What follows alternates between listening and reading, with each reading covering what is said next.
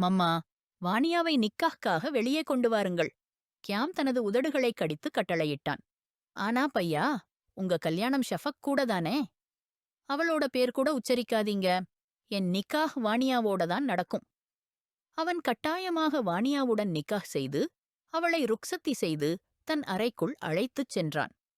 படுக்கையில் அவளை தள்ளி போட்ட வண்ணம், ஒரு கால் வைத்தபடி அவள் நீலக் கண்ணாடி போல் பிரகாசிக்கும் கண்களில் நேராகப் பார்த்தான். உன்னோட தங்கை அவளோட காதலனோட ஓடிப்போனதுக்கப்புறம் நீ என்ன நினைச்ச? நான் உன்னை மன்னிச்சிடுவேன்னு. நீ கல்யாணம் பண்ணிக்க வேண்டாம்னு நினைச்சா அப்புறம் என்னால இந்த ஸ்டேஜ் வர கொண்டு வந்த? அவன் முழித்தான். எதிரே நின்றிருந்த பெண் பயத்தால் நடுங்கிக் கொண்டிருந்தாள். மணமகளின் உடையில் அந்த நேரத்தில் அவள் ஒரு பைத்தியக்காரனுடன் ஒரு மலை மேல் நின்று கொண்டிருந்தாள். வீசும் காற்று இருவரையும் தொட்டுப்போனது. அதன் குளிர் அவர்கள் உடலில் நடுக்கத்தை ஏற்படுத்தியது. தயவு செய்து ஹைதர், என் பேச்ச புரிஞ்சுக்கோ. இது சாத்தியமே இல்ல. வீட்டுல பாராத்து வந்திருக்கு. எனக்கு போகணும். தயவு செய்து விடு. இல்லன்னா என் மோரே, என் பப்பாவின் தலை குனிஞ்சிடும். உயிரோட இருக்கிறவங்க பிணம் மாதிரி ஆயிடுவாங்க. ஷஃபாக் அவனுக்கு முன்னால் கைகளைக் கூப்பி அழுதாள். அவள் வேதனையிலும் கலங்கிய மயக்கத்திலும் தன் முடியை விரித்து கடுமையுடன் ஒரு கையால் பிடித்துக்கொண்டு அவளை துன்பத்தோடு பார்த்தான். இல்ல ஷஃபக், காதலின் பாதையில் இவ்வளவு தொலைவு வரைக்கும் வந்த பிறகு இலக்கு அடையாம திரும்புறவங்கல்ல ஹைதர் சுல்தான். அவனது கடுமையான குரலில் ஷஃபக்கின் முகம் வெண்மையாய் மாறியது. அவன் திட்டமிட்டதெல்லாம் சரியில்லை என்பதைக் காண அவளுக்கு பயமாயிற்று. அவள் இயங்க முடியாமல் தன் சுழன்ற பார்வையால் சுற்றும் சூழலை நோக்கினாள். அவர்கள் அப்போது மிக உயரமான மலைச்சிகரத்தில் நின்றிருந்தனர். யோசிக்காமலே அவள் தலை அசைத்து எதிர்பாராத விதமாக பின்னோக்கி ஓடினாள். ஆனால் வழுக்கிக் கீழே விழுந்தாள். அந்த மலையிலிருந்து உருண்டு விழப்போகும்போது ஹைதர் உடனே தாண்டி வந்து அவளது கையை பிடித்து தன் பக்கம் இழுத்தான். அவள் முகத்தில் உயிர் பறந்த மாதிரி தெரிந்தது. ஒரு கணம் அவனுக்கு ஷஃபக் தொலைந்து போனதாகவே தோன்றியது. தன்னை பிணைத்தவாறு அவளை அணைத்தபடி அவன் ஆழமான மூச்சு விட்டான். நீ என்ன பண்ணுன்ற? இப்போ கீழே விழுந்திருப்பே. பைத்தியம். அவன் அவளது நெற்றியுடன் நெற்றி இணைத்து ஆழமாக மூச்செடுத்துக் கூறினான். தயவு செய்து ஹைதர், என்னை விடு. என் மாப்பாவுங்க அழுக்கு வார்த்தைய கேட்டுட முடியாது. செத்துடுவாங்க. எனக்கு ஒரே ஒரு தங்கைதான் இருக்கா. அவளுக்காக யாரும் வரமாட்டாங்க. அவள் கை கூப்பி அழுதாள். போகணுமா? அவன் கோபத்தை அடக்கிக் கொண்டே சொன்னான். பின் திடீரென பின்வாங்கினான். போகணுமா? சரி, நான் செத்த பின்தாம் போ. அவன் ஒரு அடியாக பின்னோக்கி சென்று அந்த மலையின் ஓரத்தில் இரு கரங்களை விரித்து கண்களை மூடியான். அவன் காற்றுக்கு தன்னை ஒப்படைக்க முற்பட்டதற்குள் ஷஃபாக் அவனை இழுத்து கீழே தள்ளினாள். சீரழிந்த நிலைமையில் அவர் ஒருவரையொருவர் மோதி உருண்டு கீழே விழத் தொடங்கினர். அவர்கள் இருவருக்கும் பலத்த காயங்கள் ஏற்பட்டது. மலைக்குன்றின் ஒரு பக்கத்தில் பெரிய கல்லில் தனது கையை வைப்பதன் மூலம் ஹைதர் தன்னை பாதுகாத்தான். மற்றொரு கையால் ஷஃபக்கின் எலும்புகளைக் கட்டிக்கொண்டு அவளை தன் அருகே வைத்தான். அவள் பயத்தால் நடுங்கினாள். ஹைதர், நாம் விழுந்துரலாமே. அவள் பயத்தில் அவனை நெருங்கிக் கூறினாள். நான் உன்னை விழவைக்க மாட்டேன். அவன் ஒரே குதிப்பில் அவளை மேலே இழுத்து கொண்டு வந்தான். தானும் மேலே வந்தான். அவள் காத்து தனது உடலை குத்துவதை உணர்ந்தவாறு நடுங்கினாள். ஆனால் அவன் மலைக்குன்றில் வாழ்ந்தவன். அவனுக்கு இந்த குளிர் ஒன்றும் இல்லை. ஆனால் அந்த இளமை பெண் குளிரில் தளர்ந்துவிட்டாள். ஹைதர், இப்போ இருட்டாகப் போகுது. தயவு செய்து நாம வீடு போகலாம். அவள் நடுங்கிய குரலில் கூறினாள். ஒரே ஒரு நிபந்தனையில் மட்டும். அவன் தனது காயங்களையும் அவளுடையதும் பார்த்தபடி அமைதியான குரலில் கூறினான். ஷஃபக் அவனை சந்தேகமான பார்வையுடன் பார்த்தாள். நீ யாமை கல்யாணம் பண்ணிக்க மாட்ட. ஹைதர் ஒவ்வொரு வார்த்தையையும் வலியுறுத்தி கூறினான். இப்போ இன்னென்ன கல்யாணம் பண்ண போற? ஹைதர், பாராத்து வந்து போயிருக்கும். என் மாப்பாப்பாக்கு இழிவான நிலைமைய நீ ஏற்படுத்திட்ட. உனக்கு வேண்டியது இதுதானே. இப்போ தயவு செய்து என்னை விடு. ஷஃபக் தன் கண்ணீரை துடைத்துக்கொண்டு வேதனை மிகுந்த பார்வையுடன் ஹைதரை பார்த்து சொன்னாள். நான் உன் மாபாப்பா நெருக்கடியிலா இருக்கணும்னு நினைக்கல. உன்னாடத்தான் நான் கல்யாணம் பண்ண போறேன். ஹைதர் அவளுக்கு அருகே வரும்போது ஷஃபக் அவனை கடும் கோபத்தில் தள்ளினாள். நீயா என்ன கல்யாணம் பண்ண போற? நீயா? என்கிட்ட மாப்பிள்ள உடையில இருக்கிற நேரத்துல கடத்தி வந்தவனே நீதானே? நான் உன்னையும் மன்னிக்க மாட்டேன். வாணியாவையும் இல்ல. வெறுக்கிறேன் என்னை உன்னிடம் காதல் வைத்ததுக்கு. ஷஃபக் கோபத்துடன் சொல்லிவிட்டு தனது கண்ணீரை துடைத்துக் கொண்டு அந்த மலைக்குன்றில் இருந்து இறங்கி செல்ல ஆரம்பித்தாள். இந்த முறை ஹைதர் அவளை தடுத்திருக்கவில்லை. ஏனெனில் அவன் விரும்பியது நடந்துவிட்டது. கல்யாணம் நிறுத்தப்பட்டு விட்டது. நேரம் கடந்து விட்டது. சூழ்நிலை கடினமானது.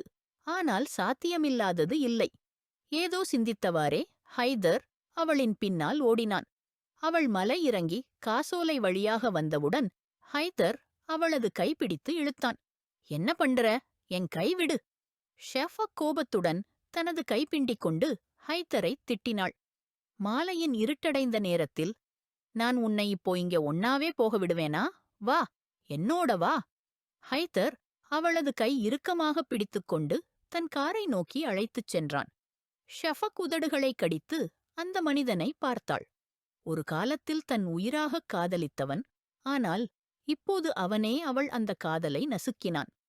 ஷஃபக்கின் திடீர் மாயமாவதற்குப் பின்னால் யாரோ இருக்கிறார் என்பதை கியாமம் நன்றாகவே தெரிந்திருந்தது. அவனும் அவனுடைய மோரேவும் அந்த நேரத்தில் முகங்களை மறைத்துக்கொண்டு ஒருவரையொருவர் பார்த்துக் கொண்டனர். அவர்கள் நோக்கம் ஒரே ஒன்று, அந்த ரகசியத்தை வெளியிட வேண்டும். பெரிய அக்கா இல்லன்னா பரவாயில்லை, சின்னவளாவது இருக்கிறாளே. இந்த எண்ணத்தில் கியாமம் தன் மோரேவிடம் அருகில் சென்று அடுத்த திட்டத்தை விவாதித்தான். அவள் சம்மதமாக தலையாட்டினாள். உடனே இருவரும் அந்த இடத்தை விட்டு மறைந்தனர். அவர்களுக்குப் பின்னர் கியாமமும் சற்று நேரம் கழித்து வெளியே வந்தான். எல்லா விருந்தினர்களும் ஒன்றாக திரண்டிருந்தனர். கான் குடும்பத்தின் மதிப்பிற்கே இப்போது கேள்விக்குறி எழுந்தது. ஆனால் அந்த நேரத்தில் யாரும் கியாம்ஃபானை எதிர்த்துப் பேச இயலவில்லை. அவன் எவ்வளவு கோபமுள்ளவனும் தன் முடிவுகளை தானே எடுப்பவனும்தான். யாரும் அவன் விருப்பத்திற்கு எதிராக எதையும் செய்ய முடியாது. அனைவரும் அவனது தீர்ப்புக்காக காத்திருந்தனர். கியாம், எல்லாரும் உன் முடிவுக்காக காத்திருக்காங்க பையா. உன்னோட தீர்மானத்தை எல்லாருக்கும் சொல்லு. மிஸ்ஸஸ் ராபியாகியும் கியாமை பார்த்து தீவிரமாக கூறினாள். அங்கிள், எனக்கு உங்களோட தனியாக பேசணும். ஷஃபக்கின் அப்பா சுஹைல் கானை பார்த்து கியாம்ஃகான் மிகவும் தீவிரமாக கூறினான். சுஹைல் கான் தனது தோளும் தலையையும் குனிந்தபடி அவனுடன் ஒரு அறைக்குள் சென்றார். இன்றுதான் அவருக்கு புரிந்தது, அவர் 2 பெண் குழந்தைகளின் தந்தை என்பது. அங்கிள், உங்களோட ஒரு பெண் ஓடிப்போனாங்க. நாளையெல்லாம் இன்னொருத்தியும் ஓடிட்டா? நல்லது என்னன்னா, நீங்க அவளை என்கிட்டே கொடுத்துடுங்க. உங்களோட மதிப்பும் காப்பாத்தலாம். இப்போதைய அவமானத்தையும் தவிர்க்கலாம். கியாமின் வார்த்தைகள் கேட்டு சுஹைல் கான் ஒரு கணம் மயங்கிப் போனார். ஆனாலும் கியாமின் வார்த்தைகளில் உண்மை இருந்தது. ஒரு பெண் ஓடினாள் என்றால் இன்னொருத்தியும் ஓடமாட்டாளா? அதனால்தான் அந்த இழிவைத் தவிர்க்க அவர் தனது இளைய மகளை பெரியவளுக்கு பதிலாக நிக்காஹ் செய்ய முடிவெடுத்தார். அவர் சம்மதம் தெரிவித்தவுடன் வீட்டிலே ஒரு பரபரப்பே எழுந்தது. அந்த பரந்த செய்தி உள்ளே இருக்கின்ற வாணியாவையும் வந்தடைந்தது. அவளது நரம்புகள் பதற ஆரம்பித்தன. இது எப்படி நடக்க முடியும்? அவள் நம்ப முடியாமல் திகைத்துப் போனாள். மோரே, நான் சொல்றேன், இது நடக்கவே முடியாது. நான் அந்த மலைக்குள்ள ராஜாவான பிசாசனுடன் கல்யாணம் பண்ணிக்க மாட்டேன். வாணியா கோபத்துடன் தன் அம்மாவை பார்த்து கொண்டு சொன்னாள். உங்க அக்கா தான் ஓடிப்போனாங்க, நம்மளோட மரியாதையே நாசம் பண்ணி. இப்போ உன்னோட தான் சீரியல், நீயும் ஓடி போயிடுடா. கதவு திறந்துடு இருக்கு. ஆனா ஒரு உதவி செய்ய முடியுமா? உன் அப்பாவுக்கும் எனக்கும் சற்று விஷம் ஊத்திக்கிட்டு போ. உன்னை மாதிரி பொண்ணை விடதான் குழந்தையே இல்லாதிருக்க நல்லது. குல்பஹார் பேகம் வாணியாவிடம் கோபத்துடன் சொன்னாள். அவளது வார்த்தைகள் கேட்டு வாணியாவின் கண்களில் தாரை தாரையாய் கண்ணீர் வந்தது. மோரே, உங்களுக்கு அல்லாஹ்வின் பேர்ல சொல்லுறேன், பப்பாவை நம்ம காதுல படுத்துங்க. எனக்கு அவனோட கல்யாணம் பண்ணாதீங்க. உங்களுக்கு தெரியும் அவன் எப்படி பேச்சு பேசுறவனு. சர்டாரிதனத்துல மூஞ்சிகிட்டு இருக்கும் ஒரு கொடூரன் அவன். அவன் கோபத்தை யாருக்குத் தெரியாது? வாணியா, இது உன் பப்பாவின் முடிவு. அதனால் அமைதியாக ஏற்றுக்கொள். ஷஃபக் என்ன பண்ணினாங்கன்னு நினைச்சு நீ வேற ஏதாவது பண்ணாதே. அல்லாஹ்வின் பேர்ல நான் கைய கூப்பிட்டு கேட்டுக்கிறேன். குல்பஹார் பேகம் வாணியாவை உணர்ச்சி வசப்பட வைக்கிறார். அதன்பின் அவள் வாணியாவை கியாம்ஃபானுடன் நிக்காஹுக்கு ஒத்துக்கொள்ள வைக்கிறார். இது என்ன நடக்குது? நீங்க இப்படிப்பட்ட ஒரு முடிவு எப்படி கெடுத்தீங்க? மிஸ்ஸஸ் ராபியா கையூம் ஆச்சரியமாய்க் கேட்க கியாமை பார்த்தாள். மம்மா, வாணியாவை நிக்காஹ்க்காக வெளியே கொண்டு வாருங்கள். கியாம் ஒரு குளிர்ந்த குரலில் தன் தாயிடம் கூறினான். ஆனா பையா, உங்க கல்யாணம் ஷஃபக் கூடதானே? அவளோட பேர கூட என் முன்னாடி சொல்லாதீங்க. ஷஃபக் ஆகட்டும், வாணியா ஆகட்டும், எனக்கு வேற யாது இல்லை. நிக்காஹ் இன்றைக்குதான் நடக்கும். அப்படிச் சொல்லிவிட்டு அவன் மர்தானானா நோக்கி சென்று விட்டான். எவனுக்கு என்ன தோணுதுன்னு தெரியல. ஒரு நாள் ஷஃபக்கிடம் காதலா பேசினவன் தன் பசங்க காலத்துப் பொண்ணையை விட்டுவிட்டு அவளுக்கு வரவேண்டிய ரிஷ்தாவை கயூம்கானின் வீடுக்கு கொண்டு போய் விட்டான். இப்போ ஷஃபக்காக இல்ல வாணியாக யாராக இருந்தாலும் பரவாயில்லையாம். நமக்கு புரியவே இல்ல. ராபியா மண்டியிட்டவாறு மயங்கியவாறே பெண்கள் இருப்பிடம் நோக்கி சென்றார். அங்கு நிக்காஹ் ஏற்பாடுகள் நடந்து கொண்டிருந்தன. ஷஃபக் இருந்த இடத்தில் இப்போது வாணியா ஒரு நீண்ட கூரையை பிழிந்து பாவப்பட்டவளாக அமர்ந்திருந்தாள். அவளது கண்கள் முழுதும் கண்ணீரால் நிரம்பியிருந்தன. ஒரு தீராத துயரம் அவளில் ஆழ்ந்திருந்தது. வாணியா, சுஹைல்கான் பிந்த், சுஹைல்கான், உங்களது நிக்காஹ் கியாம் கயூம்கான் பிந்த் கயூம்கானுடன் 10 லட்சம் வரஹி மக்ரில் நிச்சயிக்கப்படுகிறது. உங்களுக்கு இந்த நிக்காஹ் ஒப்புக்கொள்ள வேண்டுமா? வாணியாவிற்கு ஒரு கணம் அந்த நிக்காஹ் மறுக்க வேண்டும் என்ற ஆசை வந்தது. இந்த கொடூர சிறுத்தை ஷத்ரனின் கையில் ஒரு முறை சிக்கியவுடன் இவள் எப்படி தப்பிக்கப் போகிறாள்? வாணியா பெட்டா? மௌல்வி சாஹிப் கேள்விக்கு பதில் சொல்லு. குல்பஹார் பேகம் அவளது தோளில் அழுத்தமிட்டபடி கூறினாள். கபூல் ஹை. உயிரில்லாத இதயத்தோடு வாணியா பதிலளித்தாள். வரவிருக்கும் உயிர் வெறுக்கும் நாட்களை எண்ணி நடுக்கமடைந்தாள். அவளது அக்கா ஷஃபக்கை அந்த மனிதரிடம் இருந்து காப்பாற்றிவிட்டாள். ஆனால் தன்னை காப்பாற்ற முடியவில்லை. மௌல்வி சாஹிப் மர்கடன் அறைக்குள் சென்றார். சுஹைல்கான் வாணியாவின் தலையில் கருணை மிகுந்த கை வைத்தார். அந்த நேரத்தில் வாணியா தன் கண்களை இறுக்கமாக மூடிக்கொண்டாள். அப்படியே மறுபக்கத்திலும் நிக்காஹ் சுன்னத் நிறைவடைந்தது. எல்லோரும் துவாக்காக கைகளை தூக்கிய போது வாணியா தனது இதயத்திலிருந்து கியாம்கானுக்காக சபைகளே கூறினாள். முபாரக் ஹோ. சுஹைல்கானின் கண்களில் கண்ணீர் தொட்டது. இன்று ஒரு பெண் தன் தலையை நிமிர்த்த முடியாமல் போனாள். இன்னொரு பெண் தன் குரலையே இழந்தாள். ஆனால் அவர் இன்னும் அறிந்திருக்கவில்லை. ஷஃபக்கை வீட்டை விட்டு ஓடச் செய்தவள் வாணியாதான். சில நேரத்திற்கு முன், ஆபி, ஏன் உங்க காதல தியாகம் பண்றீங்க? அதுவும் ஒரு கொடூர சிரம சத்ரனுக்காக. அவன் எதுக்காக நம்ம குடும்பத்துல ரிஷ்தா தேடறான் தெரியாம இருக்கு. என்ன காரணம்? நீங்க இந்த நிக்காஹ் பண்ணக்கூடாது. வாணியா ஷஃபக்கை சந்தானமாக விரிவாக புரிய வைத்தாள். அந்த நேரத்தில் மணப்பெண் போல உடையில் அமர்ந்திருந்த ஷஃபக் தன் விதியையே அழுது கொண்டிருந்தாள்.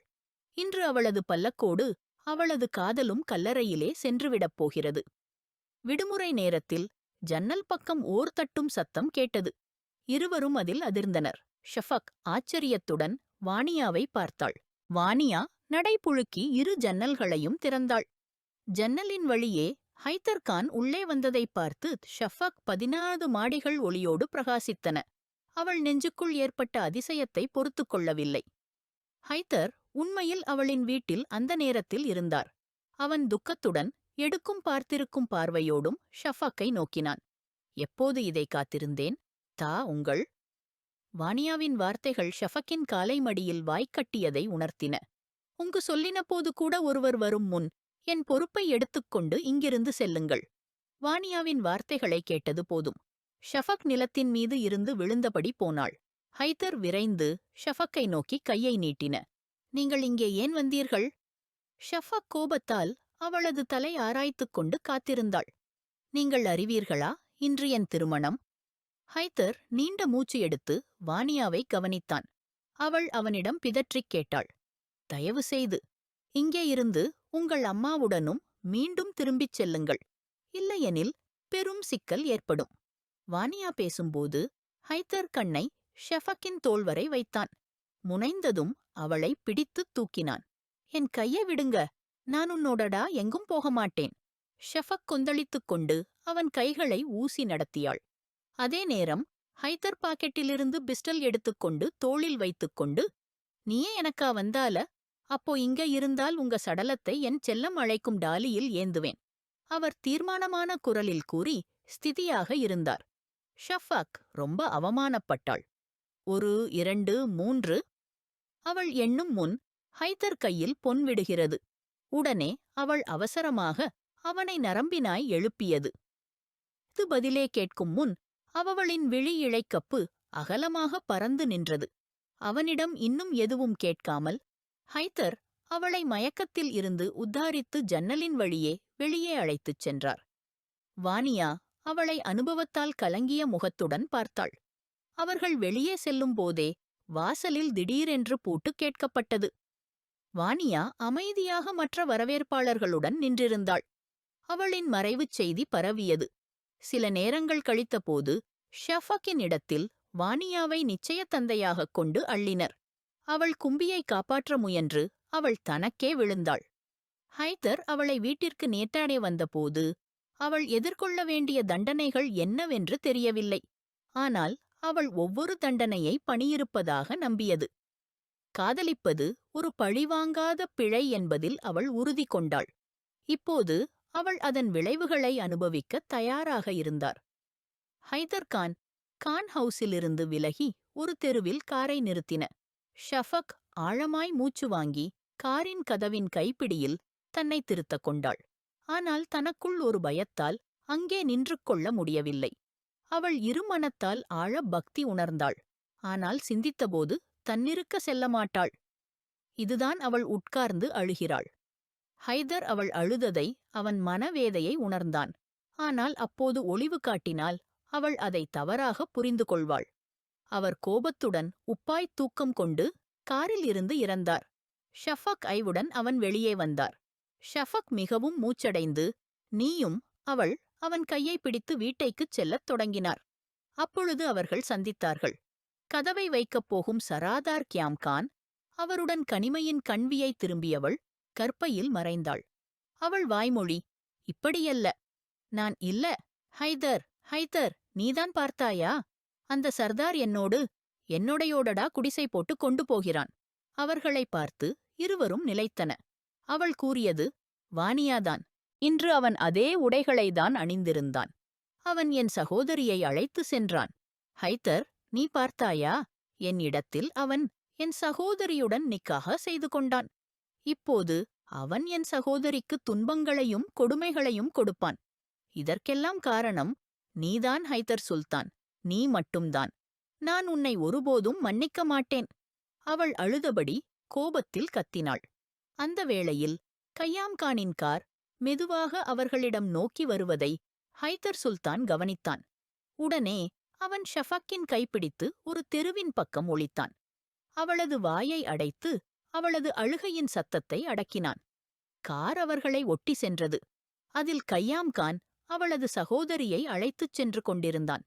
அந்தக் கணத்தில் ஷஃபாக்கின் மனதுக்குள் அவள் தன்னை மாய்த்துக் கொள்ள வேண்டும் போல் இருந்தது. அடுத்த நிமிஷம் அவர்கள் போனவுடன் ஹைதர் சுல்தான் மிகவும் கவனமாக சுற்றுப்பார்வை எடுத்துவிட்டு ஷஃபாக்கை தன் காரில் உட்கார வைத்தான். விடு, என்ன, எங்கே கொண்டு போகிறாய்? நான் உன்னுடன் எங்கேயும் போக மாட்டேன். அவள் இப்போது கோபத்தில் அவனிடம் கத்தினாள். ஹைதர் அவளது வார்த்தைகளைப் பொருட்படுத்தாமல் காரை ரிவர்ஸ் எடுத்து அவளது வீட்டின் எதிரே உள்ள சாலையில் நிறுத்தினான். ஆனால் ஷஃபாக் அழுதபடி தன் சகோதரிக்காகவே வலியடைந்தாள். வானியாவின் துக்கம் அவளது உள்ளத்தை சிந்த வைத்தது. அவள் அறிவது போல கான் குடும்பத்தில் எப்போதும் மரியாதை விஷயத்தில்தான் முதன்மை. அவர்கள் யாரையும் நினைக்க மாட்டார்கள். வானியாவை நினைத்து அவளது உடல் நடுங்க ஆரம்பித்தது. ஹைதர் சுல்தான் அதை கவனிக்காமல் இருக்க முடியவில்லை. அவள் மேல் ஒரு கூரிய பார்வை வீசியான். ஆனால் உதடுகள் மௌனமாகவே இருந்தன. இன்றுதான் உணர்கிறேன், அவன் என் மகன் இல்லை. அல்லாஹ் பெண் கொடுத்தால் அவளை குற்றமின்றி மரியாதையை காத்து நடக்கும் பிள்ளையா கொடுக்கட்டும். மரியாதையை காலடியில் மிதிக்கிறவளாக அல்ல. சுஹேல்கான் தலையை கீழ்வைக்க தன் மனைவியுடன் உட்கார்ந்தவாறு உள்ளத்திலுள்ள துயரை பகிர்ந்து கொண்டார். வானியாவை எவ்வளவு மனதார அனுப்பினார் என்பதை அவரேதான் அறிவார். கயாமின் வரன் ஷஃபாக்கிற்காக வந்தது. அவருக்கு அந்த திருமணம் விருப்பம் இல்லை. ஆனால் அவர்கள் கூறியபோது இது ஷஃபாக் மற்றும் கய்யாம் இருவரது சம்மதத்துடன் நடக்கிறது என்று அவர் அமைதியாகிவிட்டார். சர்டார் கய்யாமுக்கு எதிராக போக முடியவில்லை. ஷஃபாக்கை அவர்களிடம் ஒப்படைக்க நினைத்தனர். ஆனால் இப்போது ஷஃபாக் காணாமல் போனபின் கயாம் வானியாவின் கையை கேட்டபோது அவருக்கு அது பெரும் அதிர்ச்சியாக இருந்தது. உடனே மறுக்க வேண்டும் என மனதில் தோன்றினாலும் முடியவில்லை. ஏனெனில் அந்த நேரத்தில் அவர் தன் இரு மகள்களையும் காத்து நடத்த வேண்டிய நிலை. ஒருவள் ஏற்கனவே நழுவிவிட்டாள், மற்றொன்றை அபாயத்தில் வைக்க முடியாது. அதற்காகவே சற்று வற்புறுத்தலுடன் வானியாவை கையாமுடன் நிக்காஹ் செய்ய நேர்ந்தது. ஆனால் அதற்குப் பின்னால் இருந்த உண்மையை யாரும் அறியவில்லை. கான் ஹவேலியில் ஒளி ஒளியாய் விழாக்கள் நடந்தன. சதுக்கெங்கும் விளக்குகள், அலங்காரம். சதுரங்க வீதியில் சர்தார் கயாமின் மனைவி வருவதாக அறிவிக்கப்பட்டது. முழு கிராமத்திற்கும் தலைவியானவள். அந்த பெரிய முகத்தை மறைக்கும் துணியில் வானியாவுக்கு நடந்தேறக்கூட முடியவில்லை. அவளுக்கு எதுவுமே தெரியவில்லை. 3 வேலைக்காரிகள்தான் அவளை பிடித்து அழைத்துச் சென்றனர். அவளுக்கு எல்லாம் புரண்டு போட வேண்டும் போலவே இருந்தது. ஆனால் பொறுமையை மெல்லக் குடித்தவளாக அமைதி கொண்டாள். அவள் தானே சிக்கியபோதும் உள்ளத்தில் ஒரே சந்தோஷம். தன் சகோதரியை இந்த நரகத்தில் இருந்து காப்பாற்றிவிட்டேன். அவளது காதலை காப்பாற்றிவிட்டேன். இது எவ்வளவு உண்மை என்பதை காலமே நிரூபிக்க வேண்டியிருந்தது. சில ஆணையங்கள் நடந்தன. அதில் நல்லபடியே நேரம் எடுத்தது. வானியாவின் முதுகே வலியால் வணங்கியது. நூரி, சர்தாரினியை சர்தாரின் அறைக்கு அழைத்துச் செல் என்று மிசஸ் ராப்பியாவின் குரல் எதிரொலித்தது. வானியா ஒரே சமயத்தில் பீதியடைந்தாள். அதாவது, இப்போதுதான் அந்த ராட்சசனிடம் அவளை ஒப்படைக்கப் போகிறார்கள். அவன் அவளைக்கூட உயிரோடு சாப்பிட மாட்டானா என்னவோ? வானியா பல்லை கடித்தாள். ஆனால் அமைதியாகவே இருந்தாள். 2 வேலைக்காரிகள் அவளை அந்த சர்தாரின் அறை நோக்கி அழைத்துச் செல்ல ஆரம்பித்தார்கள். அவளை கவனமாக படுக்கையிலே அமர வைத்தவள் சாப்பாடு மற்றும் குடிப்பதற்கான பொருட்களைக் கொடுத்து வெளியே சென்றாள். கதவு திறக்கப்பட்டது. ராபியா கியூம் உள்ளே வந்தார். வனியா கான், கியாம் கானுடன் திருமணம் செய்திருப்பது நீ உன்னை ஒரு பெரிய பிரச்சனையில் தள்ளி வைத்து விட்டாய். ஏனெனில் கியாம் கான் உன்னை அல்ல, ஷஃபக்கை நேசித்தான். அவளை மணப்பதற்காகவே அவன் இந்த வீட்டிற்கு வரவேண்டியதாக இருந்தது. ஆனால் ஷஃபக் ஓடிச் சென்றாள். அதற்கு பதிலாக உன்னுடன் திருமணம் செய்து வைக்கப்பட்டது. உன்னை அவனுடைய மனைவியாக நினைத்துக் கொள்ளாதே. நீ ஒரு பழிவாங்கும் பெண் மட்டுமே. கியாம்கானின் கோபத்திற்கு உரிய நபர். இந்த திருமணத்திற்கு முன் நீ சிந்தித்திருக்க வேண்டியது. நீ இன்னும் கான்கள் யாரென்று அறிந்து கொள்வதில்லை. அறிந்திருந்தால் இந்த கல்யாணத்திற்கு ஒத்துக்கொண்டிருக்க மாட்டாய்.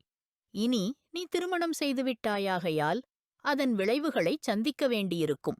உன் அறையின் எந்த விஷயமும் வெளியே போவதாக நினைக்கக் கூடாது என்றார். கடுமையான வார்த்தைகளுடன் தனது ஷாலை குலுக்கிக் கொண்டு கதவுக்கு நோக்கி நடந்தார். ஒரு நிமிஷம், சாசுமா என்று வனியா கான் தன் மூடியுள்ள முகத்தை அகற்றி அவரை அழைத்தாள். அவரது நெற்றியில் சுருக்கங்கள் தோன்றின. வனியா கான் தன்னம்பிக்கையுடன் படுக்கையிலிருந்து கீழே இறங்கி அவரை நேருக்கு நேர் பார்த்தாள். நீங்கள் என்னை கியாம் கானின் பெயரால் பயமுறுத்துகிறீர்கள். உங்களுக்கு என்ன தோன்றுகிறது? என் சகோதரி தானாக ஓடினாளா? இல்லை, நான் தான் அவளை இங்கிருந்து ஓடச் செய்தேன். அந்த சோதனைக்குள்ளாகாமல் காப்பாற்ற. மேலும் என்ன நினைக்கிறீர்கள்? தன் அக்காவை காப்பாற்றுகிற பெண் தன்னை காப்பாற்ற முடியாது என்று? நீங்கள் தவறாக எண்ணாதீர்கள் சாசுமா. நீங்கள் இன்னும் வனியா கானை அறியவில்லை. ஒரு நாள் அறிந்து கொண்டால் அந்த நாளிலே பதட்டமாக விலகிப் போவீர்கள். அந்த 18 வயது பெண் ராப்பியா கியூமை எதிர்த்து நின்றாள். கியாம் கானின் தாய் அந்த அவமானத்தை எப்படி சகித்துக் கொள்வார்? உன் எல்லையில் இரு, பெண்ணே. எல்லை மீறாதே. இல்லையெனில் உன் தண்டனையில் கூடுதல் ஏற்படும்.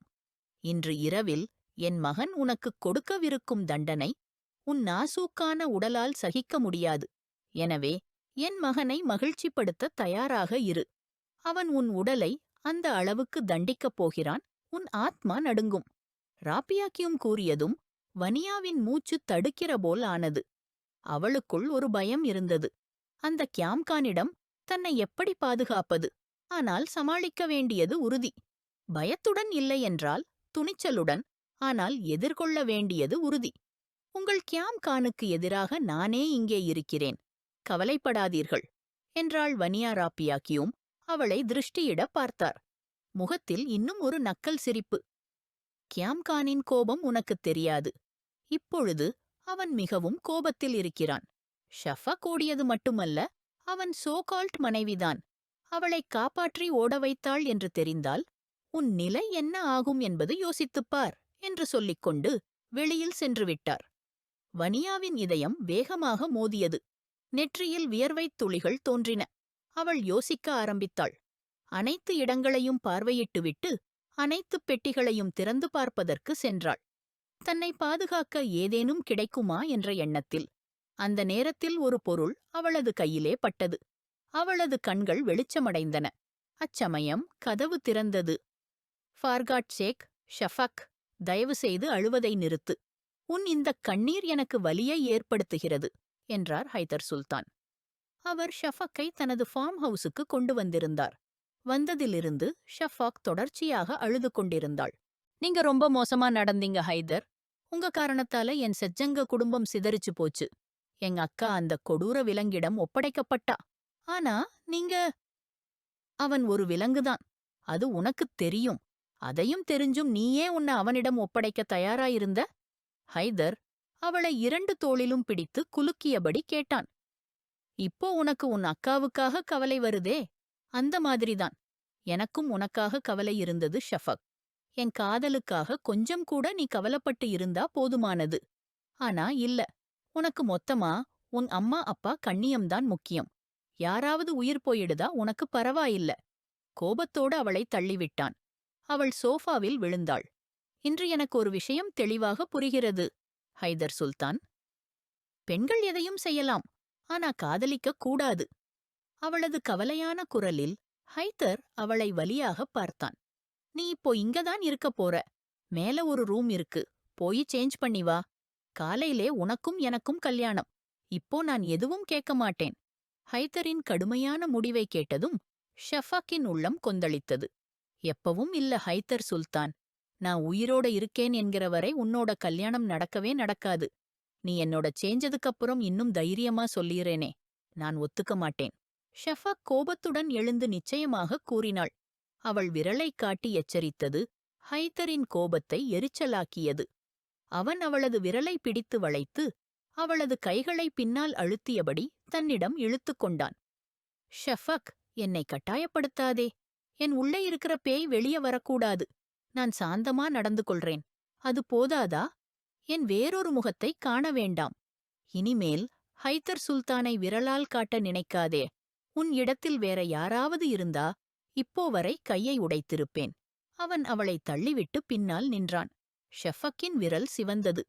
வலியால் அவளது கண்களில் நீர் பொங்கியது. ஹைதர் தன்னுடைய தலைமுடியில் கை வைத்தபடி தன்னுடைய கோபத்தை கட்டுப்படுத்த முயன்றான். ஷஃபக் தொடர்ந்து அவனது பொறுமையை சோதித்துக் கொண்டிருந்தாள். அவன் உயிராக நேசித்தவளால். அவன் மெதுவாகப் போய் அவளது கையை மெல்லத் தழுவ நினைத்தான். ஆனால் ஷஃபக் கோபத்துடன் கையை இழுத்து முகத்தை திருப்பிக் கொண்டாள். ஹைதர் கைப்பிடிகள் பதுங்கியவாறே அந்த இடத்தை விட்டு வெளியே சென்றான். அவன் ஷஃபக்கை திருமணம் செய்து கொள்ளாமல் எந்த உரிமையும் காட்டக்கூடாது என்பதற்காக தான் தன்னை கட்டுப்படுத்திக் கொண்டான். அவள் மீது அவனுக்கு காதல் இருந்தாலும் ஒரு நியாயமான உறவால் மட்டுமே அருகில் வர விரும்பினான். இந்நிலையில் சர்தார் கியாம் அறைக்குள் நுழைந்தபோது வனியா கான் கண்ணாடிக்கருகே நின்று கொண்டிருந்தாள். அவளது முகத்தில் பயம் தெளிவாகத் தெரிந்தது. அவளது கைகள் பின்னால் கட்டப்பட்டிருந்தன. சர்தார் கியாமின் கூர்மையான பார்வைகள் முழு உடம்பையும் ஆய்வு செய்துவிட்டன. கதவை பூட்டிவிட்டு அவள் பக்கம் நடந்தான். அங்கேயே நிக்குங்க சர்தார், எனக்கு நெருக்கமா வராதீங்க. வனியா கான் ஒரு அச்சுறுத்தலான வார்த்தையை நிம்மதியாக சொன்னாள். ஆனால் எதிரில் நின்றவர் சர்தார் கியாம். அவர் யாரிடமும் பயப்படாதவரும் யாருக்கும் கீழ்ப்படாதவரும். வனியா கான் அவனுக்கு 15 வயது சிறியவளாக இருந்தாலும் அவனை எச்சரிக்க முயன்றாள். அவளது பேச்சுக்கு பதிலாக கியாம் ஒரு புரியாத சிரிப்புடன் ஆழமான பார்வையில் அவளைப் பார்த்தான். அறைக்குள் வருவதற்கு முன் அவன் கேட்டிருந்த வார்த்தைகள் அவனது மனதில் ஒலித்துக் கொண்டிருந்தன. அதற்குப் பிறகு அவன் வனியா கானிடம் எந்தவிதமான தயவையும் காட்ட விரும்பவில்லை. ஆனால் இங்கு அவனது அணுகுமுறைகள் மாறுபட்டிருந்தன. நீ சர்டார் கயாமா கேடிக்குரியா? சளைக்குரலில் சொல்லிக்காண்டே அவளிடம் முன்னேறினான். சர்டார் கயாம். முடியாது கயாம் கான், நான் உங்களை கேடிக்கவில்லை. நிஜமாகவே எச்சரிக்கிறேன். என்னிடம் அருகே வராதீர்கள்.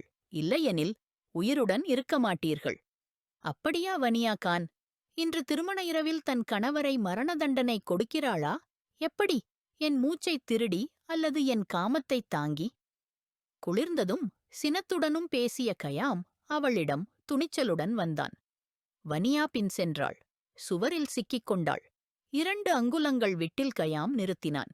அந்த சிறுவயதான அழகிய பருவத்தியை பார்த்தவன் இப்போதுதான் உண்மையான அழகு என்னவென்பதை புரிந்து கொண்டான். அவளது இருகைகளின் இடையில் கைகள் வைத்து அவளது மூச்சின் அதிர்வுகளை உணர்ந்தான். அந்த கணம் அவளது கண்களில் இழந்துவிட்டான். அந்த தருணத்தில் வனியா கான் அவளது கையில் வைத்திருந்த கூரிய கத்தியை எடுத்து அவன் மீது வளைத்தாள். ஆனால் தாக்கம் வீணாகிவிட்டது. ஏனெனில் கயாம் தயார் நிலையில் இருந்தான். அவள் பக்கவாட்டில் குத்த நினைத்தாள். ஆனால் கயாம் அவளது மணிக்கட்டை பிடித்து கத்தியை கீழே தள்ளிவிட்டான். வனியாவின் நீலக்கண்களில் பயம் திரண்டு ஓடியது. அவளால் அந்த மனிதனுக்குள்ளுள்ள காடையை எழுப்பிவிட்டாள். இப்போது அவன் என்ன செய்யப் போகிறான் என்பதை யாருக்கும் தெரியாது.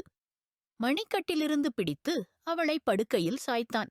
படுக்கையின் மேல் ஒரு காலை வைத்துக்கொண்டு அவளது கண்ணாடி போன்ற நீலக் கண்களில் நேராகப் பார்த்தான்.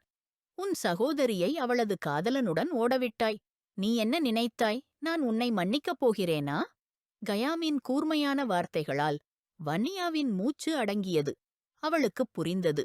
ராபியா கயூம் எல்லாவற்றையும் அவனுக்குச் சொன்னிருக்க வேண்டும். இப்போது பயப்பட வேண்டியதில்லை. இப்போது மாற வேண்டும் அல்லது கொல்ல வேண்டும். அவள் உரக்க சொன்னாள். ஆமாம், நான்தான் அவளை ஓடவிட்டேன். ஏனெனில் நீங்கள் அவளது காதலின் இடையில் வந்தீர்கள். அவள் வேறொருவரை காதலிக்கிறாள். நீங்கள் அவளது காதலை கெடுக்க நினைத்தீர்கள். அதனால்தான் நான் அவளை ஓடச் செய்தேன். அருமை, நீங்கள் அறிந்திருக்கிறீர்கள். நான் ஏன் உங்களுடன் திருமணம் செய்தேன்? இந்த செயலுக்கான தண்டனை கொடுக்கத்தான் நீ சஃபாக் கான் எனும் என்னுடைய வருங்கால மனைவியை ஓடவிட்டாய். அவளது மரியாதையுடன் விளையாடினாய். முழு கிராமத்திலும் அவளை அவமானப்படுத்தினாய். இப்போது சஃபாக் கான் உன்னுடன் என்ன செய்யப் போகிறார் என்று தெரியுமா உனக்கு? ஒரு சஃபாக் எப்படி ஒரு பெண்ணிடம் பழிவாங்குவார் என்று தெரியுமா? அவள் பதிலளித்தாள். தெரியும்.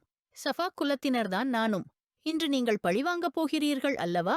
என்னை வேதனைப்படுத்தி, என் உடலை கிழித்து, எனக்குத் துன்பம் அளித்து, எனது ஆவியையும் காயப்படுத்தி நீங்கள் பழிவாங்கப் போகிறீர்கள். வனியா அவனின் முன்னால் நின்று கொண்டு உறுதியுடன் பேசினாள். அவளது கண்களில் கருணை இருந்தது. ஆனால் கண்ணீர் இல்லை. அவள் அழவில்லை.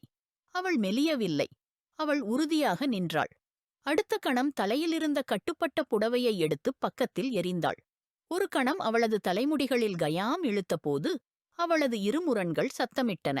ஆனால் அவள் தாங்கினாள். கயாம் அதனை ஆவலுடன் பார்த்துக் கொண்டிருந்தான். அடுத்த கணம் அவள் அணிந்திருந்த ஆபரணங்களையெல்லாம் கழற்றி வைத்தாள். இப்போது அவளது கை அவளது பிளவுஸின் கட்டுகளில் இருந்தது. கைகளை நடுங்கச் செய்த அந்த கட்டுக்களை அவள் திறந்தாள். அவள் தயங்கவில்லை. பிளவுஸ் அவளது தோள்களிலிருந்து கீழே விழுந்தது. வனியா கண்களை மூடிக்கொண்டு அதை கழற்றினாள். கயாம் அதை பார்த்துக் கொண்டே அவனது உதட்டின் ஓரத்தை கடித்துக் கொண்டான். அடுத்த கணம் அவள் தனது லெஹங்காவின் ஜிப்-ஐ பின்புறத்திலிருந்து திறந்து கீழே தள்ளினாள். அதுவும் கீழே விழுந்தது. மூச்சை இழுத்துக்கொண்டே கயாமைத் தூண்டி அவனைத் தூண்டியது. அவனது அடங்கிய உணர்ச்சிகளைத் தூண்டி அவனை தன்னிடம் ஈர்த்தாள். கண்களிலிருந்து கண்ணீர் விழுந்து கன்னங்களில் வழிந்து கொண்டு வந்தது. சஃபாக் கயாம் அவளை படுக்கையில் வலுக்கட்டாயமாக தள்ளிவிட்டான். அடுத்த கணமே வனியாவின் கண்கள் திறந்துவிட்டன. தன்னருகே கயாம் கானை தனது மணிக்கடிகாரத்தை கழட்டிக் கொண்டு இருக்கக் காண அவளது நெஞ்சில் மயிர் இழை போல குருதி குமுறியது.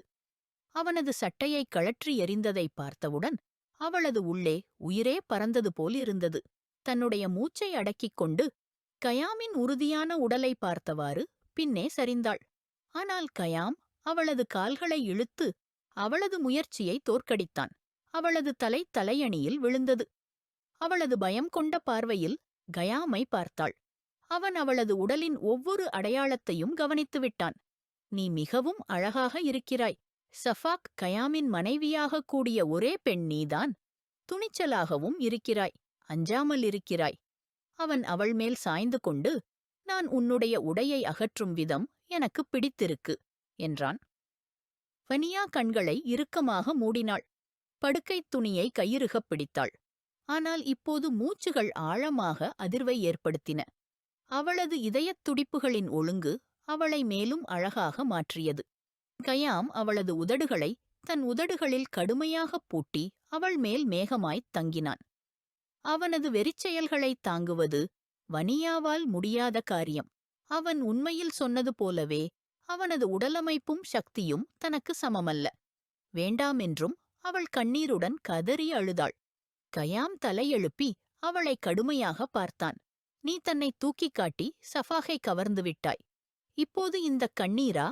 அவனது குரல் தோன்றும் மென்மையுடன் அவனது கண்ணீரைத் துடைத்தபோது அவன் வேறு மனிதனாகத் தெரிந்தான். எனக்கு பயம். அவள் பேச முடியவில்லை.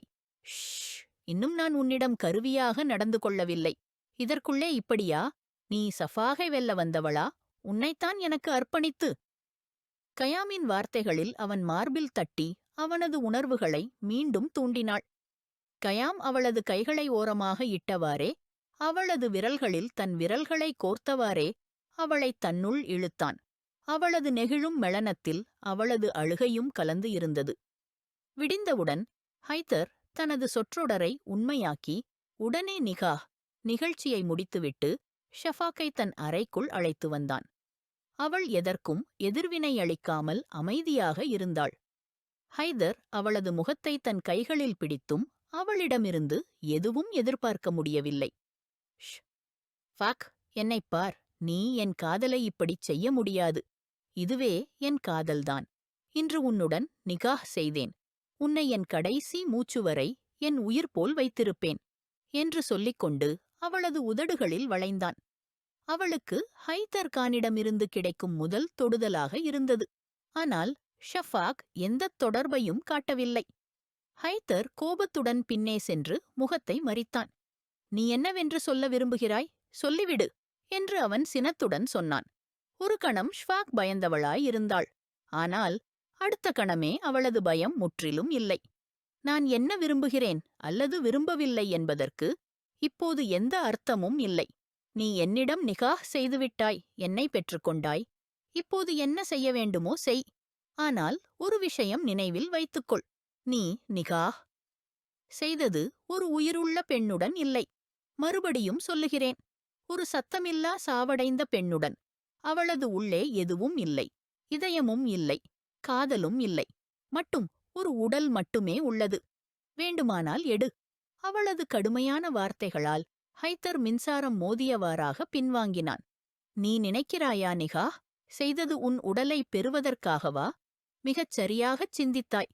இது என் காதலுக்கு ஒரு சரியான முடிவாக இருக்க வேண்டும். சரி, இனி நான் உன்னை ஒருபோதும் தொடமாட்டேன். வா என்னுடன். அவன் குளிர்ந்த குரலில் சொல்லிக்கொண்டு முன்னேறினான். எங்கே அழைத்துச் செல்ல விரும்புகிறீர்கள் இப்போது? அவள் திடீரெனக் கேட்டாள். அவன் பதிலளித்தான். அந்த இடத்திற்கே நீ செல்வதற்காகவே ஆசைப்படுகிறாய். உனக்கு வருத்தம் இருக்கிறதல்லவா? நீ சஃபாக் கயாமின் நிகாஹ் வரவாக முடியவில்லை. அவனது ஹவீலிக்குள் செல்ல முடியவில்லை. சஃபக்குலதாய் இருக்க முடியவில்லை. இப்போது நான் உன்னை அங்கேயே அழைத்துச் செல்கிறேன், உன் ஆசையை நிறைவேற்ற வேண்டும் என்பதற்காக. அவன் ஒவ்வொரு வார்த்தையையும் கடுமையாக உச்சரித்தபடியே மீண்டும் முன்னேறினான். நீ பைத்தியமா? என்ன பேசுகிறீர்கள்? அவர்கள் உங்களையும் என்னையும் கொன்றுவிடுவார்கள். அவள் அவனது பின்பற்றியவாறே அவனது புயலை பிடித்து தன்னருகே இழுத்துவிட்டாள். ஹைதர் சுல்தான் நிதானமாக தன்னுடைய புயலை அவளது கையிலிருந்து நீக்கினார். நல்லது, ஒரே நேரத்தில் வாழ முடியாது என்றால் இறந்து விடுவோம். உனக்கு மரணம்தான் பயமா? நீ உன்னுடைய சகோதரியை அந்த காடையிடமிருந்து காப்பாற்ற விரும்பவில்லை என்கிறாயா? ஹைதர் சுல்தானின் வார்த்தைகள் ஷ்வாக்கிற்கு புரியவில்லை. அவன் ஏன் இப்படிச் செய்கிறான்? வா என்னுடன். எந்தக் கேள்வியும் வேண்டாம். நான் உன்னுடைய மணிக்கட்டை பிடித்து அழைத்துச் செல்ல விரும்பவில்லை. நீயே என்னுடன் செல்வது சிறந்தது. இப்போதைய அவனது குரல் மிகுந்த கடுமையுடன் இருந்தது. கதிரவன் உதயமாகும்போது கான் ஹவீலிக்குள் மிகுந்த செய்தியுடன் வந்தது. தன்னருகே படுத்திருந்த அந்த சிறிய அழகிய பெண்ணை பார்த்தபடியே சஃபாக் கயாமின் உதடுகளில் ஒரு புன்னகை தோன்றியது. அவள் அவனது சட்டையை அணிந்து கொண்டு அவனருகே தூங்கிக் கொண்டிருந்தாள். இரவில் பெருமையாகப் பேசிய அந்த சிறிய பெண் சஃபாக் கயாமின் சிறிது தீவிரத்திற்கே மயங்கிவிட்டாள். கண்களை மூடியபடியே இரவின் தருணங்களை நினைவுகூரும் கயாமின் முகத்தில் அழகான புன்னகை ஒளிந்தது. கண்கள் திறந்தவுடன் அருகில் இருந்த அந்த அழகிய பெண்ணை ஒரே இரவில் காதலித்து விட்டான். அந்த அழகிய பெண் தன்னுடைய அழகால் கயாமையெல்லாம் மறக்க வைத்தாள். அவனது நோக்கம் வேறேதுவாக இருந்தது. ஆனால் அந்த நேரத்தில் வனியாவின் அழகின் முன் அவன் தன்னை தொலைத்து விட்டான். சரியாகத்தான் சொல்கிறார்கள். பணம், பெண்கள், பூமி மனிதனை எங்கேயும் நிலைத்திருக்க விடாது.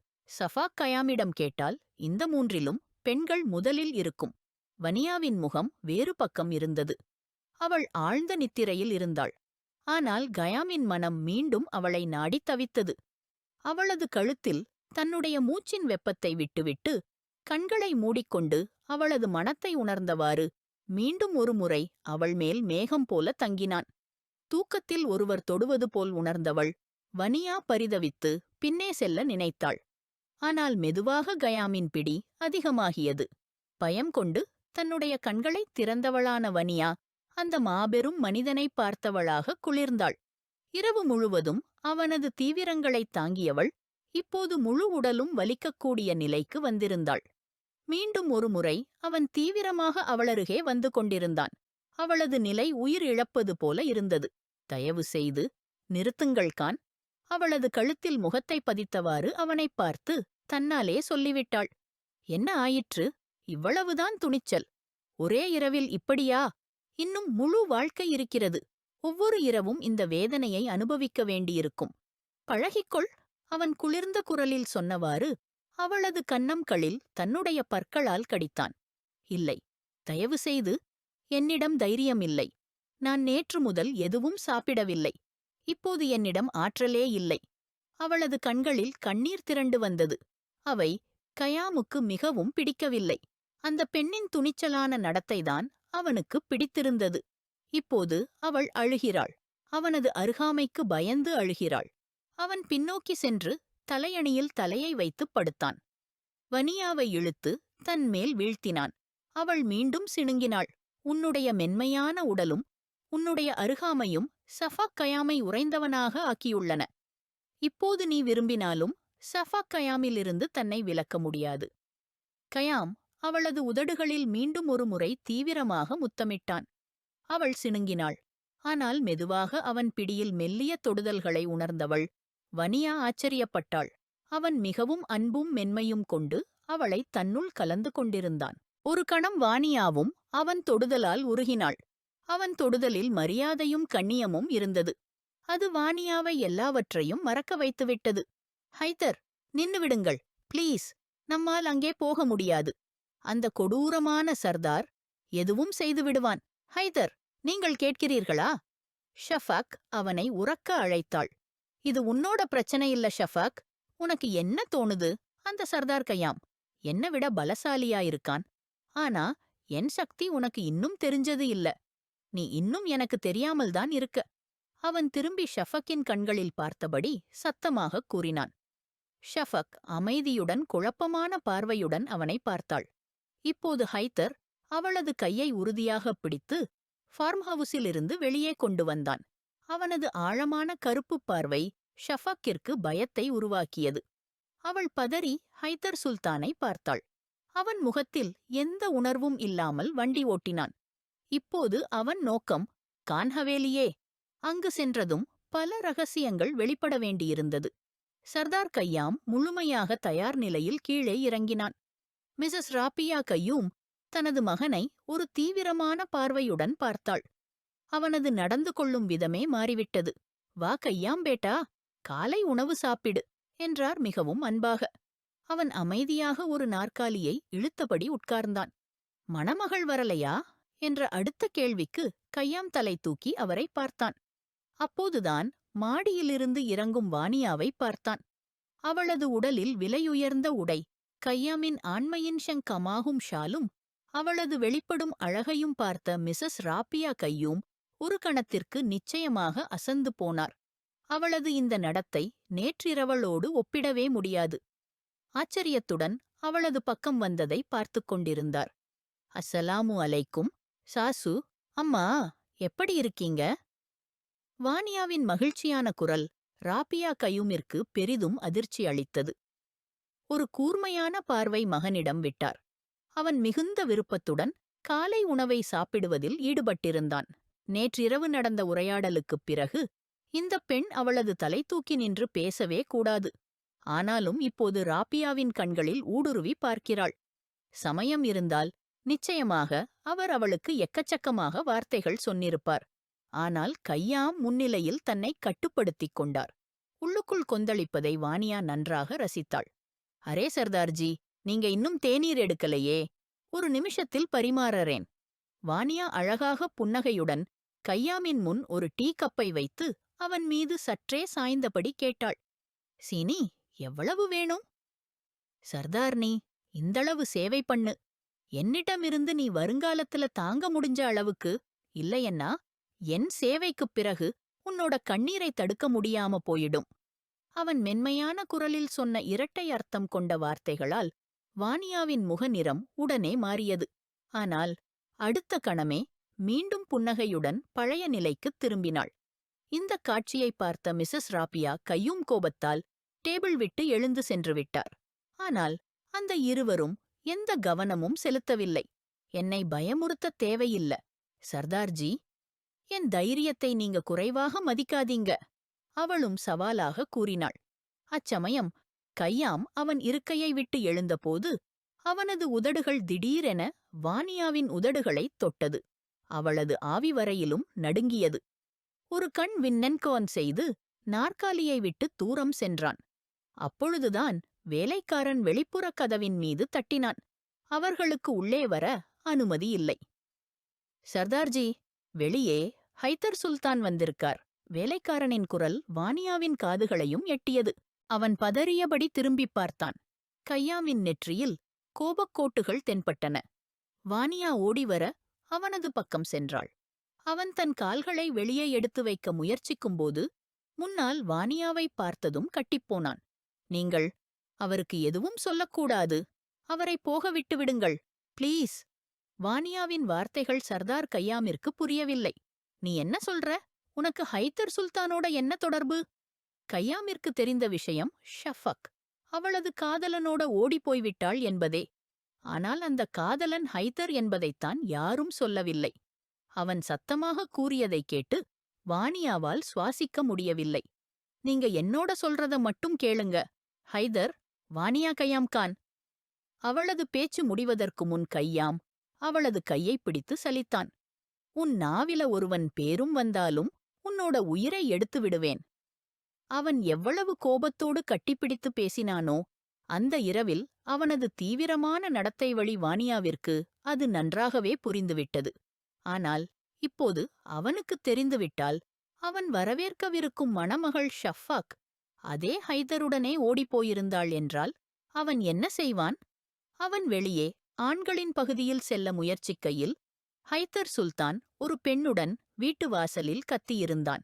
ஹைதர் ஷாஃபாக்குடன் ஹான் ஹவெலிக்கு வந்திருந்தான். இத்தனை பெரிய தவறு அவன் எப்படி செய்ய முடிந்தது? வானியாவிற்கு கால் நின்று நிற்க முடியவில்லை. தடுமாறியபடி அருகில் நின்றிருந்த சர்தார் கையாமின் கைப்பிடித்து தன்னை நிலைநிறுத்தினாள். கையாம் திரும்பி வானியாவைப் பார்த்தான். அவளது முகத்தில் பயம் தோன்றியிருந்தது. ஆனால் சர்தார் கையாம் மிகவும் அமைதியாக நின்றிருந்தான். எதிரே நின்றிருந்த இருவரும் அவனுக்கு எந்த வித்தியாசமும் ஏற்படுத்தவில்லை. ஏன் வந்தாய்? சர்தார் கையாமின் குரல் மிகவும் குளிர்ந்தது. ஷஃபக் மிகவும் பதற்றத்துடன் இருந்தாள். பேச வேணும். ஹைதர் கையாமின் அருகில் சென்றான். அந்த நேரத்தில் மிஸ்ஸஸ் ராப்பியா கையும் கீழே வந்தார். இவன் இங்கே என்ன பண்ணிட்டு இருக்கான்? அவர்களது அபாரமான ஒலி கேட்டு இருவரும் திரும்பி அவரை நோக்கிப் பார்த்தனர். நீங்க எந்த உரிமையோட 2 சகோதரங்களுக்கிடையில பேசுறீங்க? கையாம் குளிர்ந்த குரலில் கேட்டதும் ஷஃபக் மற்றும் வானியா ஆச்சரியத்துடன் பார்த்தனர். சகோதரன்? ஷஃபக் ஹைதரை பார்த்தாள். அவனை நீ சகோதரன் சொல்றியா? உன் மிகப்பெரிய எதிரி அவன்தான். வேறு பெண்ணோட பிள்ளை. இப்பவே இவனை வெளியே தூக்கி போடுங்க. அவள் அடக்கி வைத்த கோபத்தோடு கத்தினாள். கையாம் வாய் மூடிக்கொண்டே அவளைப் பார்த்தான். அவன் சகோதரன்தான். சோத்தானா? ஆனா நீங்க என் பாசமாயிருந்த அம்மாதானே? அப்போ நீங்க என் நம்பிக்கையை ஏன் பயன்படுத்தினீங்க? கையாம் கடுமையான குரலில் அவரை நோக்கி கேட்டான். ஒருமுறை கூட யோசிக்கலீங்க. உண்மை வெளிவந்தா என்ன ஆகும்? கையாமின் குரலில் வலி மற்றும் வேதனை எழுந்தது. ஹைதர் சுல்தானும் வலிமிகு பார்வையுடன் அந்த பெண்ணை பார்த்தான். அவர்களையெல்லாம் நன்கு சுற்றி வைத்திருந்த பெண், கையாம், என்ன சொல்றே? நான் எதுவும் தப்பா செய்யல. பில்லா, நீங்கதான் என் உயிரின் மையம், என் உயிரின் காரணம். என் மேல் எப்படி சந்தேகிக்க முடியும்? அவள் உணர்வுடன் பேசினாள். ஆனால் மறுபடியும் கையாமின் மனதை புண்படுத்தினாள். அதான் எனக்குள்ள வேதனை. நான் நினைச்சேன் நீங்க என் உண்மையான அம்மா, என் மொரே. நான் உங்கக்காக எல்லாம் விட்டேன். ஆனா இப்ப எனக்கு புரிஞ்சிடுச்சு. மம்மா, நீங்க ஒரு பெரிய மோசடி. உங்க பழிவாங்க கதைல நீங்க ஹைத்தரையும் பயங்கரமா பயன்படுத்துனீங்க. என்னையும் அந்த சூழ்நிலையிலே சிக்க வைத்தீங்க. கடந்த கால உண்மை. ராபியாவின் திருமணம் கையூம் கானோட நிச்சயிக்கப்பட்டது. ஆனால் கையூம் கானுக்கு ராபியாவின் மாமாவின் மகள் அமாரா பிடித்திருந்தாள். பல போராட்டங்களுக்குப் பிறகு ராபியா கிடையாது. அவளுக்கு பதிலாக அமாராவை திருமணம் செய்து கொண்டான். திருமணம் நடந்தது. ஆனால் அமாரா என்ற பெண்ணுக்கு அல்லாஹ் குழந்தை எனும் நன்மையை வழங்கவில்லை. மறுபுறம் ராபியா திருமணமான இடத்தில் அதிக காலம் வாழ முடியாமல் விவாகரத்து பெற்று திரும்பி வந்தாள். அவளது கவனம் மீண்டும் கையூம் பக்கம் சென்று சேர்ந்தது. கையூம் சாபா அவரும் அமாராவிடம் மனச்சாட்சி இழந்து ராபியாவின் அழகில் முழுமையாக மயங்கி அவளுடன் திருமணம் செய்து கொண்டு அவளை ஹான் ஹவெலிக்கு கொண்டு வந்தார். அமாரா இந்த நிகழ்வுகளை ஒரு பேரழிவாகவே எடுத்துக்கொண்டார். ஆனால் அவர் அமைதியாக ஏற்றுக்கொண்டார். ராபியா ஹவெலிக்கு வந்தது மட்டும் அனைத்தையும் தனது கட்டுப்பாட்டுக்குள் கொண்டு வந்தாள். கையூம் கானும் அவளையே புகழ ஆரம்பித்து விட்டார். அவர்களது அறையிலும் ராபியாவுக்கு முழு உரிமையைத்தான் வழங்கினார். அதன்பின் அவர் கர்ப்பமாக இருப்பது தெரியவந்தபோது அமாராவுக்கு அந்த வீட்டில் எந்த இடமும் இல்லை. ராபியா கான் ஒரு மகனை பெற்றாள். அவனுக்கு கையாம் கான் எனப் பெயரிட்டனர். கையாம் கான் கையூம் கானின் முதல் மகன் மற்றும் வாரிசு. ஒரு வருடம் கழிந்தது. கையூம் கானின் ஒரு விபத்தில் உயிரிழந்தார். இது ராபியாவுக்கும் அமாராவுக்கும் பெரும் அதிர்ச்சியாக அமைந்தது. இருவரும் அடக்க காலத்திற்குள் இருந்தார்கள். அப்பொழுதுதான் அமாராவிற்கு கர்ப்பம் என்று தெரியவந்தது.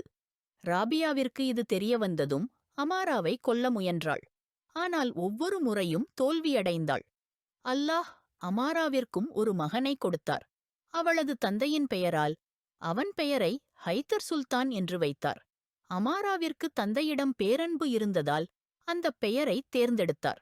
சில காலம் விரைந்தது. கையாம் 6 வயதானான். ஹைதர் சுல்தான் 5 வயதானான்.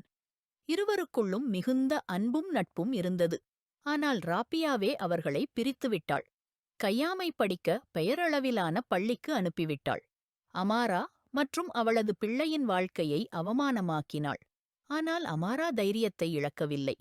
ஆனால் ராபியா அவளது பிள்ளையை கொல்லத் திட்டமிடுவதை அறிந்தவுடன் பிள்ளையின் உயிரைக் காப்பாற்றும் பொருட்டு ஹவெலியை விட்டு வெளியேறினாள். ஹைதர் 8 வயதாகிவிட்டான். அவளது மகனை அழைத்துக் கொண்டு ஹவெலியை விட்டுச் சென்றாள். பிறகு ஒரு இரவிலேயே மறைந்துவிட்டாள். 20 ஆண்டுகளுக்குப் பிறகு மீண்டும் வெளிவந்தாள். ஆனால் ராபியாவிற்கு தெரியவில்லை அவள் எங்கு இருந்தாள்.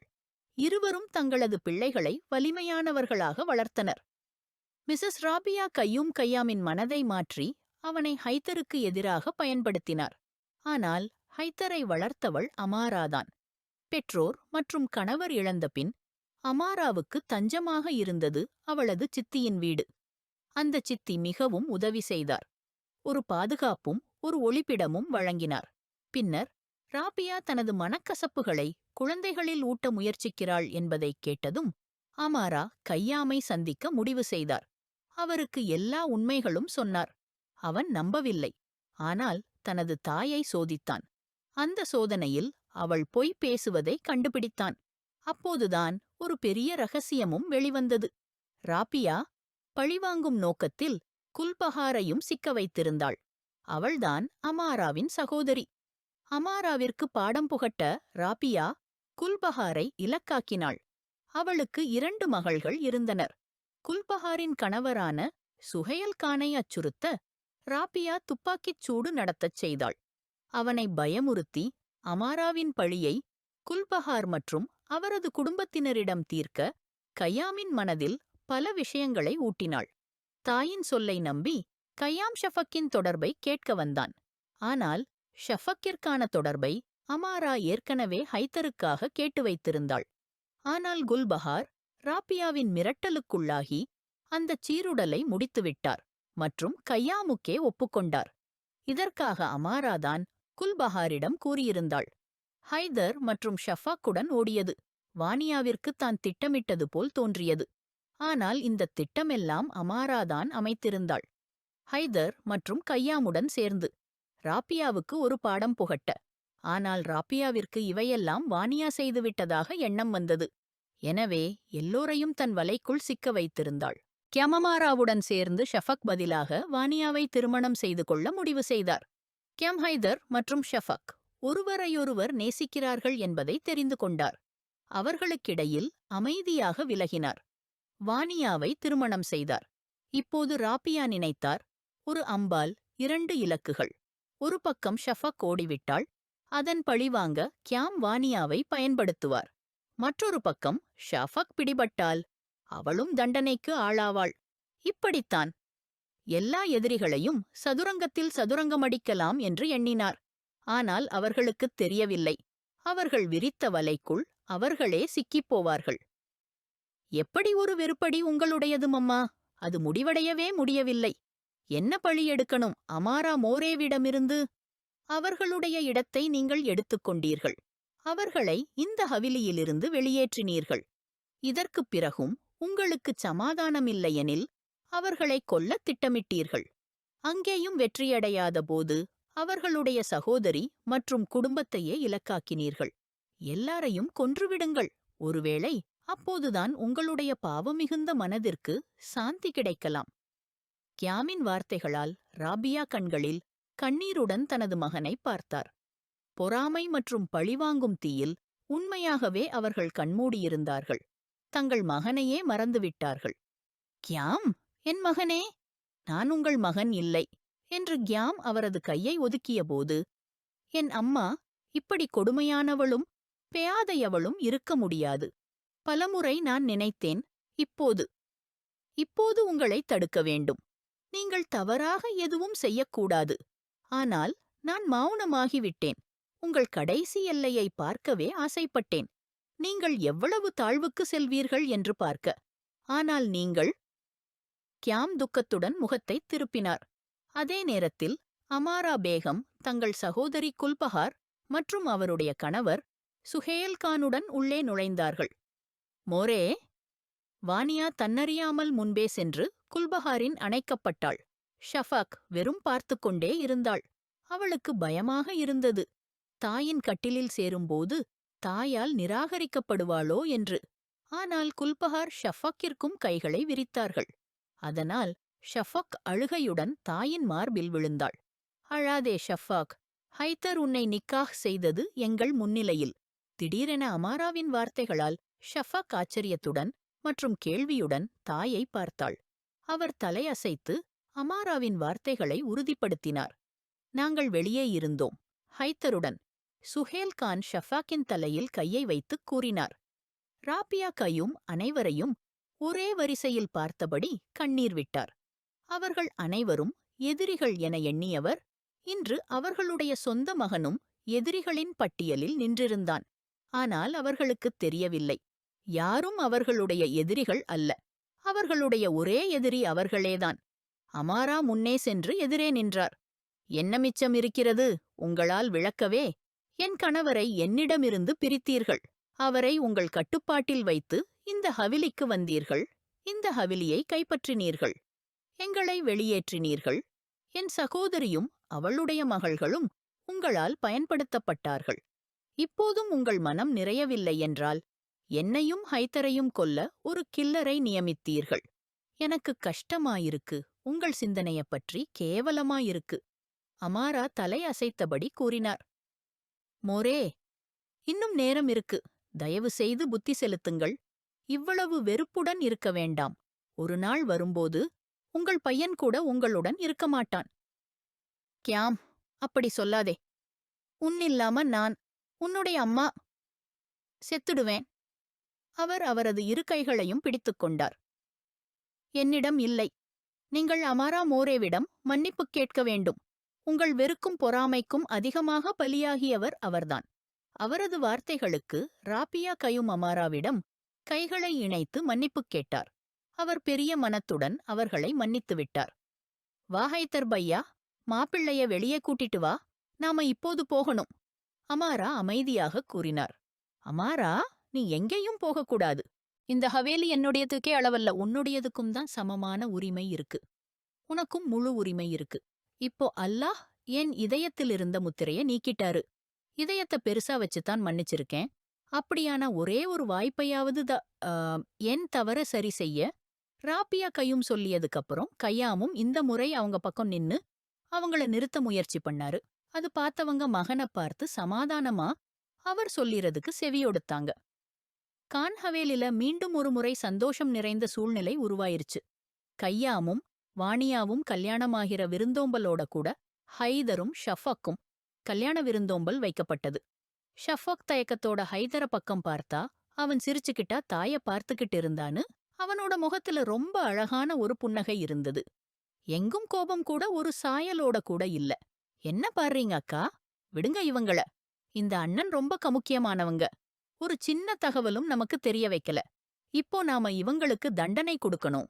வாணியாவின் பேச்ச கேட்டு ஷஃபக் சந்தேகத்தோட அவள பார்த்தா அவள் ஷஃபக்கோட காதுல என்னவோ கிசுகிசு பண்ணினா. அது ஹைதருக்கு தெரிஞ்சிடுச்சு. அந்த நேரம் எல்லாம் பெண்கள் இருக்கிற இடத்துல இருந்தாங்க.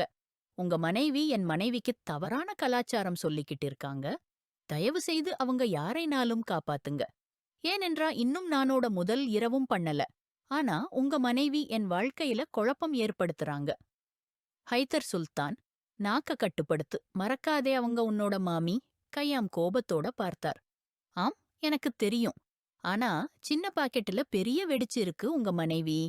என் பாவம் மனைவிய ரவுடி மாதிரி மாத்திடுவாங்க. ஹைதர் வருத்தமோட தலையாட்டி சொன்னான். அதைக் கேட்ட கையாம் சிரிச்சார். ஏனென்றா வாணியாவின் வெடிப்பு அது ராத்திரி கேட்டதும் பார்த்ததும் அவருக்குத் தெரியும். என்ன கிசுகிசு பண்ணினா உங்க அக்கா உனக்கு? ஹைதர் புருவம் சுருக்கி கேட்டான்.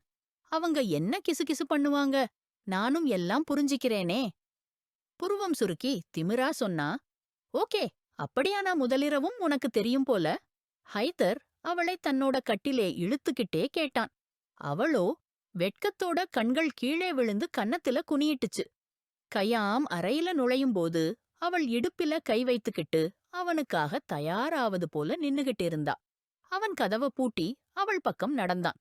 இன்றைக்கு என்ன ஸ்டைலில துவங்க போற? அர்த்தமுள்ள முகத்தோட சொன்னவன் தன்னோட சட்டைய பிடுங்கினான். அவனோட இந்த ரவுடி போக்கு பார்த்த வாணியாவோ உடனே பயந்துட்டா. சண்டை போட போனவளா இருந்தவளே இப்போ பாத்ரூம் பக்கம் ஓடினா. ஆனா கையாம் ஒரே தாவலில் அவளோட இடுப்பை கட்டி இழுத்தான். இன்றைக்கு நானே கத்துக்கிறேன் புருஷனை எப்படி தன்னோட பக்கம் இழுக்கறதுன்னு சொல்லிக்கிட்டே அவளோட மேக்ஸி ஜிப்ப மெதுவா கீழே இழுத்தான். அவளோ எதிர்ப்பு காட்டினாலும் அவனோட கையில விழுந்துட்டா.